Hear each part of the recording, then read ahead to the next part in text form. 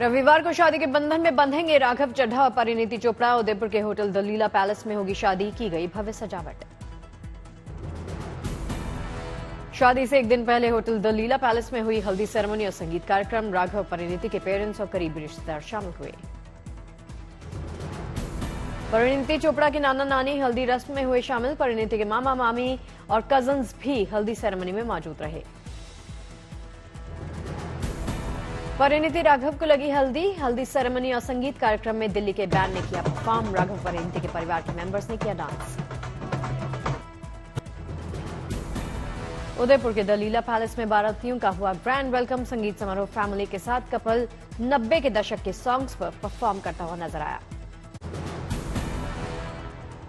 दिल्ली के मुख्यमंत्री अरविंद केजरीवाल, पंजाब के सीएम भगवंत मान उदयपुर पहुंचे। राघव और परिणीति की शादी में होंगे शामिल।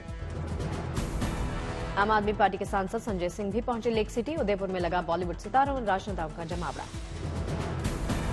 राघव, परिणीति की शादी में मेहमानों के पहुंचने का दौर जारी। बैंड बाजा ढोल नगाड़ों के साथ मेहमानों का स्वागत।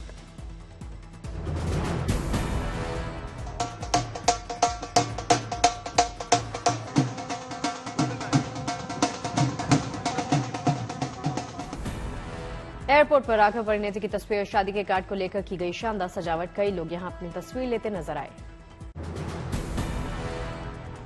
वाराणसी को मिला अत्याधुनिक क्रिकेट स्टेडियम का तोहफा। प्रधानमंत्री ने अंतर्राष्ट्रीय क्रिकेट स्टेडियम की आधारशिला रखी। भगवान शिव और उनसे जुड़ी चीजों की थीम पर बनेगा स्टेडियम। 30 एकड़ जमीन पर स्टेडियम के निर्माण में 450 करोड़ रुपए की लागत आएगी।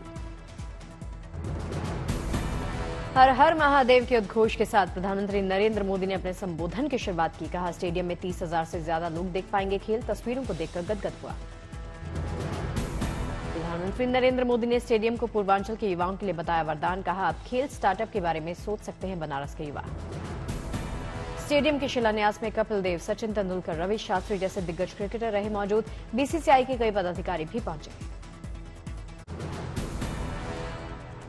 बाबा विश्वनाथ के दरबार में पहुंचे सचिन तेंदुलकर, सुनील गावस्कर, कपिल देव, रवि शास्त्री। विधि विधान से की पूजा अर्चना। यहां पर ढोल और डमरू से हुए प्रधानमंत्री मोदी का भव्य स्वागत। हर हर महादेव के लगे जयकारे।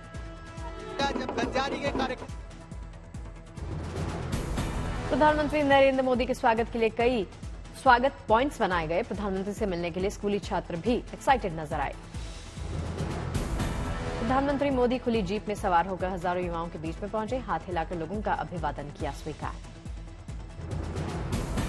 डमरू, शंखनाद, ढोल, ताशा के बीच में पुष्प वर्षा कर महिला मोर्चा की कार्यकर्ताओं ने प्रधानमंत्री मोदी का स्वागत किया। हाथों में तख्तियों के माध्यम से प्रधानमंत्री का आभार प्रकट किया।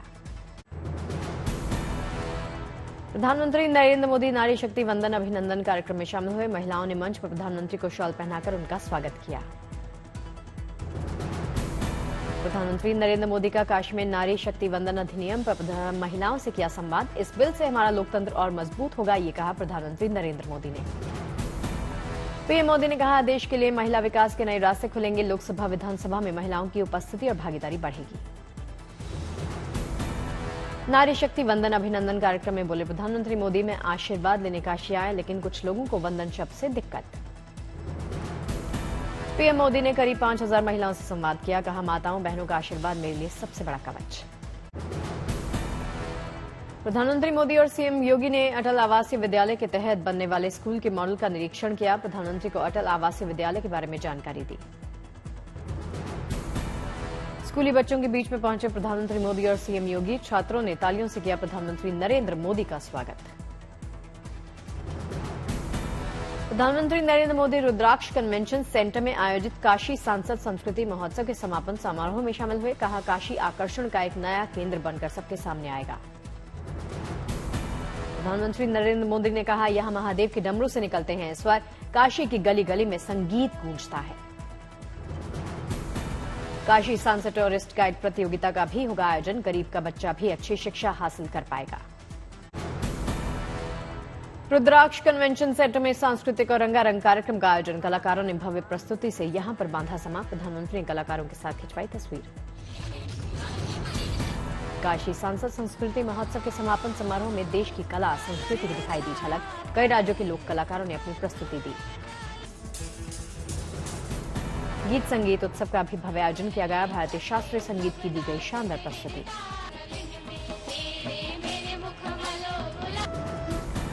लोकगीतों के माध्यम से भारत की लोक संस्कृति को दिखाया गया। प्रधानमंत्री मोदी, सीएम योगी समेत मौजूद लोगों ने ताली बजाकर कलाकारों का बढ़ाया हौसला। रुद्राक्ष कन्वेंशन सेंटर में नुक्कड़ नाटक का भी आयोजन किया गया। स्टेज पर युवा कलाकारों ने नुक्कड़ नाटक किया। 24 सितंबर को प्रधानमंत्री नरेंद्र मोदी वर्चुअली 9 वंदे भारत ट्रेनों को दिखाएंगे हरी झंडी। 11 राज्यों को मिलेगी कनेक्टिविटी।